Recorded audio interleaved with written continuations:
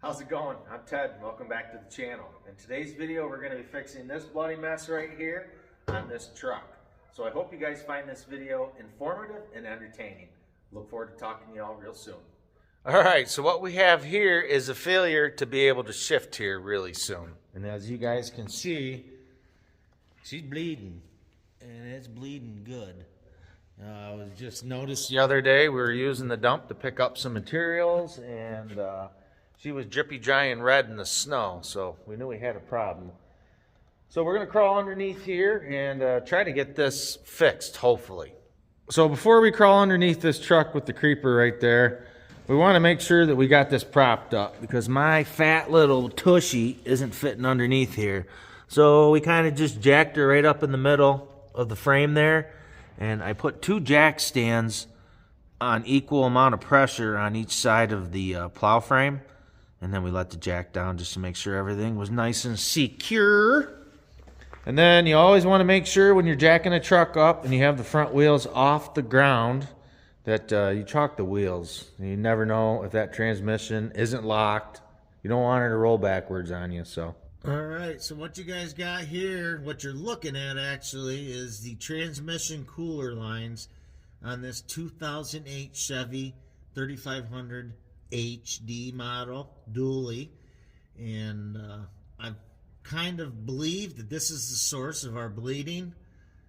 As you can see, it's got a really good drip coming out of that accordion, and that's where the majority is. To me, that looks like the rest of the transmission is pretty dry throughout, so we're gonna try getting this accordion removed so we can see a little bit more of what's going on. Puppy power. Ooh, there's stuff in there. Ew. Look at that. Look at that. Would you just look at it? It's actually pulling right off. Oh, come on, baby. There we go.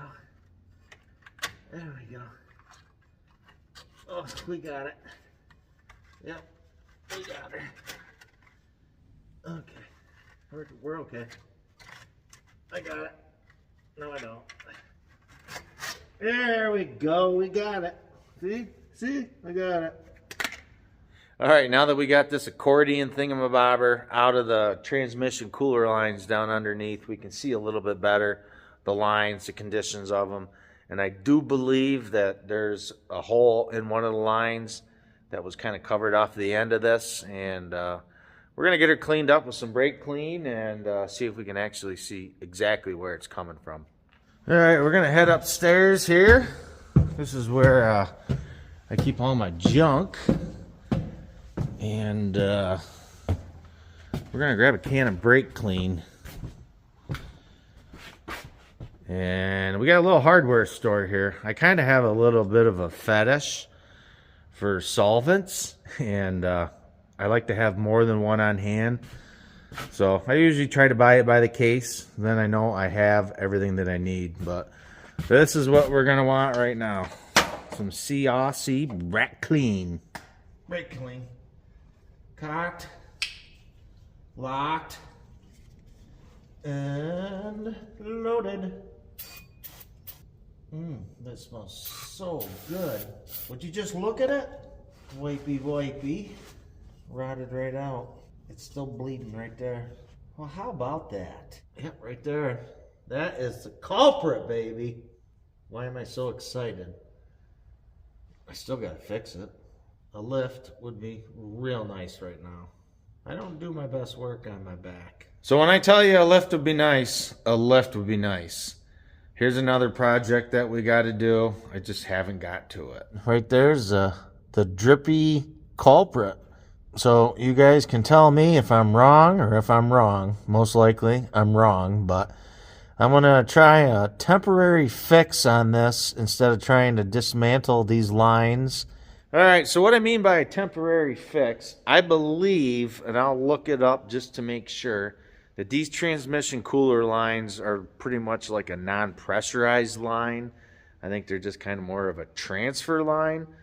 I think what I'm going to try doing is I'm going to cut out the badness with some type of tool and I think we're going to try to splice it with some hydraulic hose that we have laying around here and some clamps, and hope that that'll get us to where we need to get to. All right, we're going to give this Makita oscillating tool a shot at this task with a cutter that identifies as bi-metal.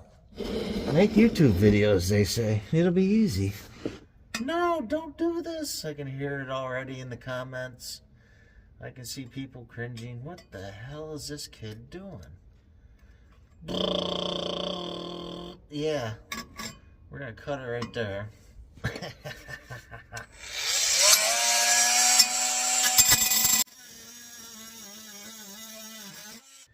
Well, maybe I should get a catch pan. Alright, catch pan head. Call me anytime. Call me dumb and crazy, yes I am. Call me crazy, not a mechanic, never will I be.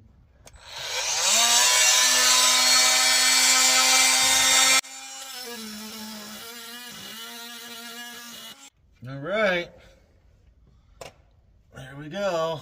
All right, there you have it, guys. This is the piece that we cut out, the badness, and I was able to rummage through my scrap pile of hoses, and I found that this 3/8 inch hose, 9.5 millimeters, fits very well over top of this, snug. I used the Makita heat gun just to kind of give it a little bit of lubrication, and it slid right on. We're gonna give this a shot, and hopefully this works. Oh, that slid right on, like it was meant to be. Oh, we got more and more. There we go.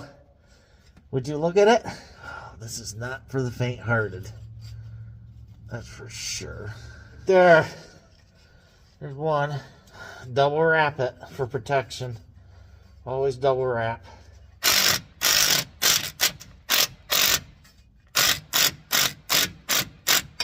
I should have cut that line right there a little further. Why is it not going on that end, but it went on the other end real nice? Oh, it started. Okay, as you guys saw, we cut out the bad spot on the cooler line. We replaced it with some 3/8 hose that sleeved over top of it. We put a couple band clamps on each side so the fluid should flow freely and hopefully it don't leak. I was told that this isn't a high pressure line, so we're gonna give this fix a shot, but this is not a permanent fix. This is a temporary fix. So really the correct way to do this, guys, you should order the cooler lines for this.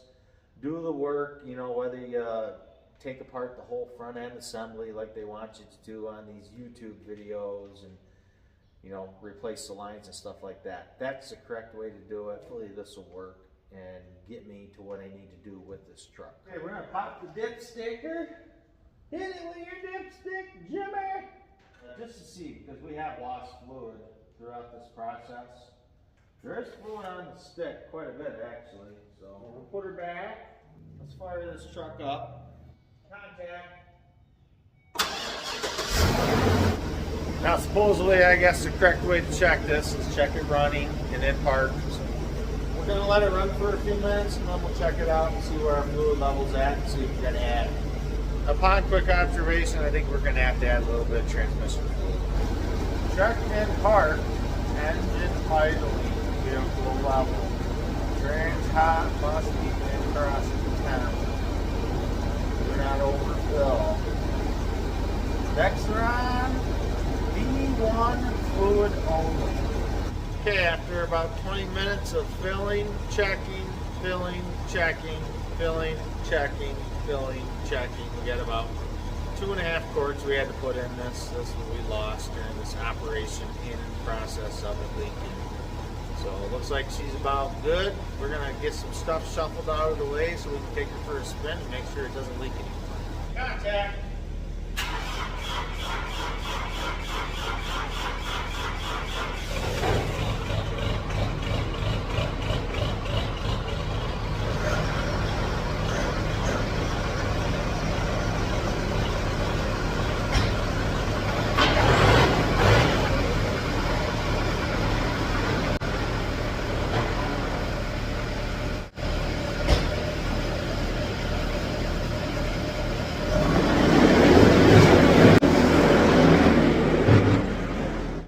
hop in and go for a joyride. All right, after multiple times of taking the Chevy around the block, driving it, checking, make sure the transmission was shifting fine, coming back here to the shop, crawling underneath, making sure that it's not leaking where we replaced that metal line with a little piece of rubber. It's not leaking, guys. I'm pleasantly happy right now. Hopefully this fix holds for a little bit until I actually order the cooler lines for this and do the job. Like I said, this is a temporary fix. This isn't a permanent fix. This isn't the correct way to fix a vehicle. So by no means is this how to fix your tranny cooler line video. This is just me showing you that there is other avenues to get you by in a pinch, and this is actually working. So I hope you guys enjoyed the video. I hope you guys enjoyed the entertainment. I hope maybe you've learned just a little bit off of this video, and I look forward to talking to you guys all real soon.